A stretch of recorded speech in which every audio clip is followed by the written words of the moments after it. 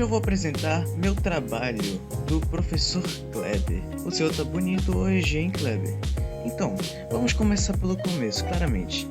Eu inicialmente comecei com uma ideia de fazer esse vídeo como uma apresentação da Netflix. Sabe aquelas apresentações lá que vai aparecendo quem tá apresentando, vai...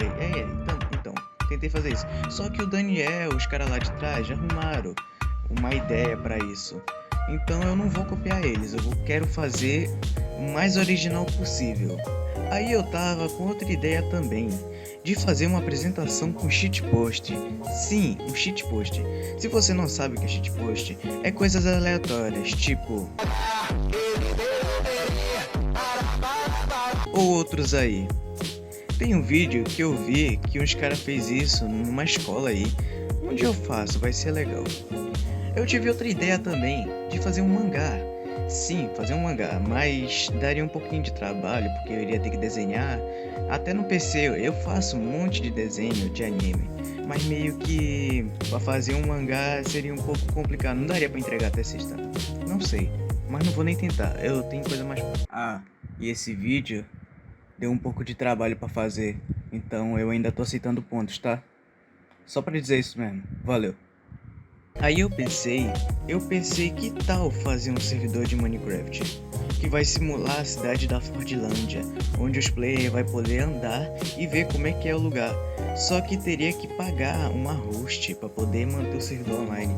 Isso aí até é de boa, mas o difícil era construir as coisas se não tivesse, mas... se o senhor me dá mais os 3 pontinhos eu faço. Aí eu tive uma brilhante ideia, por que não Genshin Impact? Sim, aí eu fiz o trabalho com base no Genshin Impact, que é um ótimo jogo. Depende, não deu muito trabalho pra fazer. Zoeira, deu sim, alguém me ajuda. E sobre o jogo, eu falei que iria fazer. Sim, eu fiz o jogo. No final vou colocar um QR Code pra quem quiser baixar. Agora, vamos iniciar, que eu já enrolei muito.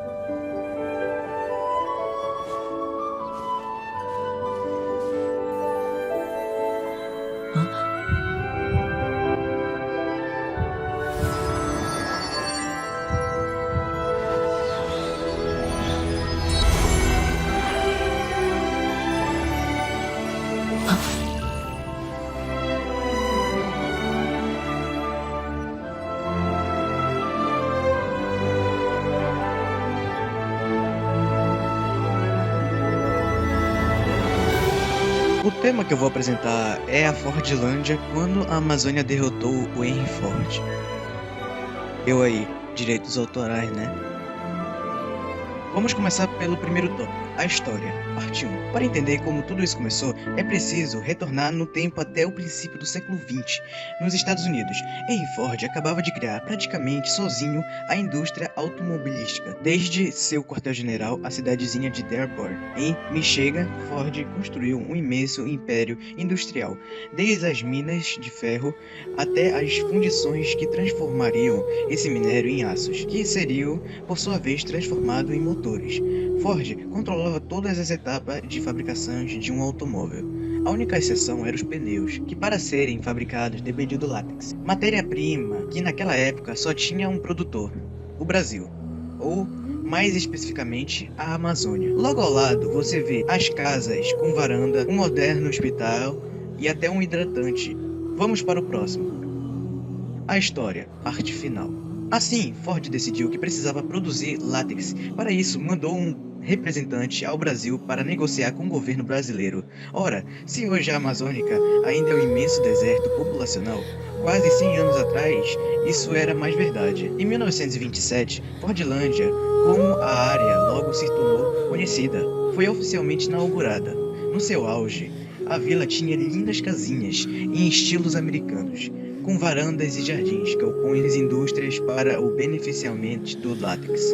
Uma imensa caixa d'água de ferro que garantiu o abastecimento da cidade e saneamento básico, o que não acontecia em outra cidade da Amazônia na época, hein? Agora, vamos para o próximo tópico. O fracasso de Ford, parte 1. Para Ford, o método tradicional da produção de látex, onde os seringueiros vagavam a floresta atrás das árvores nativas, era ilógico e improdutivo. Assim, ele definiu que Fordlândia teria uma plantação de seringueiras, otimizando a produção, o mesmo tipo de raciocínio qual havia relacionado à produção fábrica. Entretanto, Ford não contava com as adversidades que viriam pela frente. Em última instância, Fordlândia foi um fracasso completo. Assim mandou para o Amazônia todo um séquito de engenheiros, técnicos e administradores, mas nenhum agrônomo ou biólogo que pudesse ajudar a planejar e tocar a imensa plantação de seringueiras. Os problemas se sucederam desde o princípio. Ao lado, vemos a antiga fábrica de beneficiamento de látex. Agora bora pro próximo. Tá acabando, hein? Confia. O fracasso de Ford, parte 2. Além disso, não podemos menosprezar as dificuldades de adaptação que esperavam os americanos.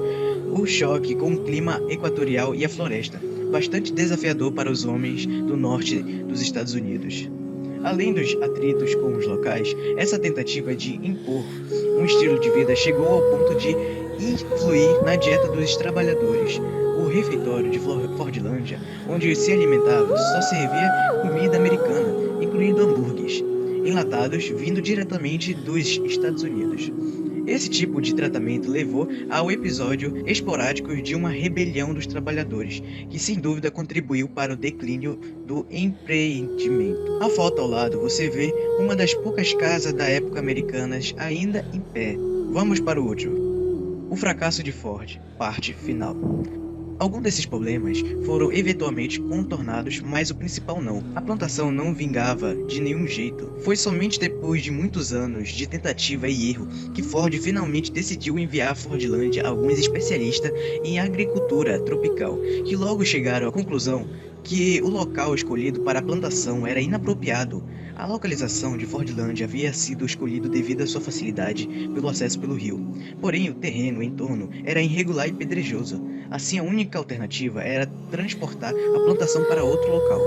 Ao ponto escolhido foi batizado como Belterra e de cara se mostrou muito mais promissor, com um solo fértil e uma topografia que permitia o uso de máquinas.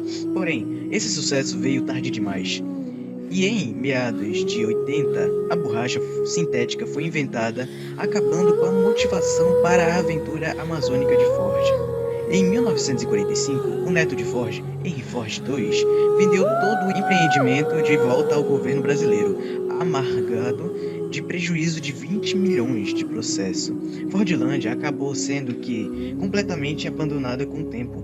Fordlândia é considerada o único verdadeiro fracasso na vida de Henry Ford, que vale a pena dizer, nunca pôs os pés no Brasil.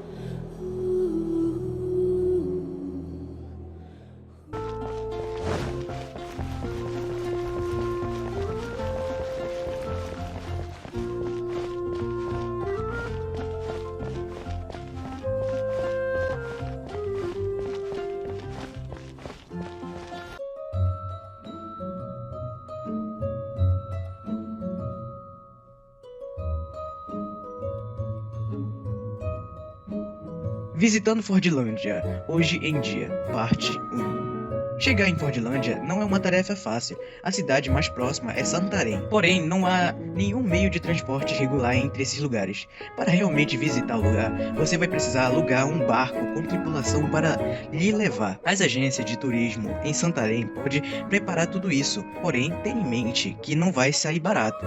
Como os barcos são grandes, o melhor é ter um grupo disposto a fazer a viagem e dividir os custos.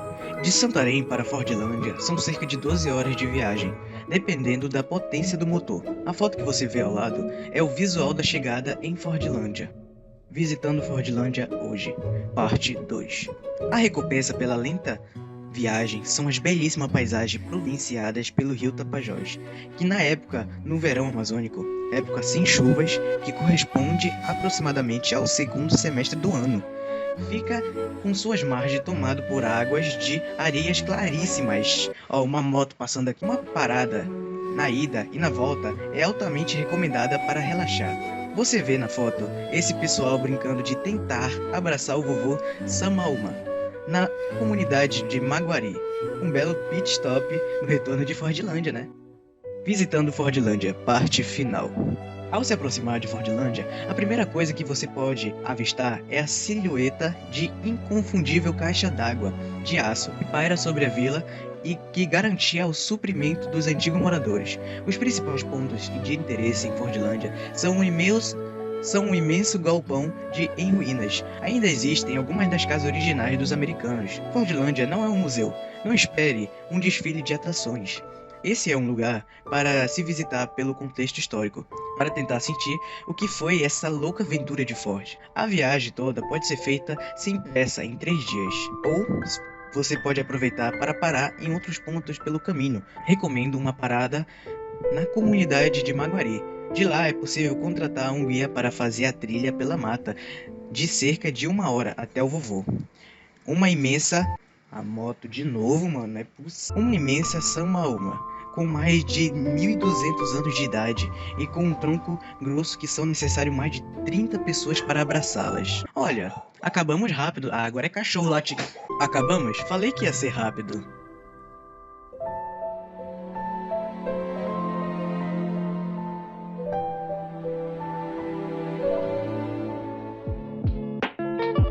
Agora imagine, você está num barco navegando o rio Tapajós, há dias de viagem na cidade mais próxima, por quilômetros e quilômetros, até onde a vista alcança apenas azuis das águas e o verde da mata. De repente, as árvores se abrem e você consegue ver algumas construções, algumas casas velhas pelo tempo, com elas tomadas por vegetação. Intrigado, você desce do barco e se expõe a explorar o cenário. O que você encontra não são as típicas habitações de madeiras dos ribeirinhos amazônicos. Não, o estilo das casas e construções que sobreviveram, além dos detalhes como uma enorme caixa d'água e até os hidratantes espalhados pelas calçadas, indicam que você está numa típica cidadezinha americana, só perdida no meio da selva. Parabéns, você está em Fordlândia. Essa apresentação do Genshin foi feita 100% em PowerPoint. Se alguém quiser R$20, beleza. Agora, escaneie o QR Code aí para baixar o jogo que eu fiz. Veja se você aprendeu mesmo sobre Fordlândia. Se você não consegue escanear, porque você é pobre, pega o link que tá ali embaixo do QR Code. É isso, a minha apresentação. Obrigado. E não esquece de jogar o jogo, hein? Agora eu irei dormir. Boa noite, que tô cansado já de fazer esse trabalho. Falou.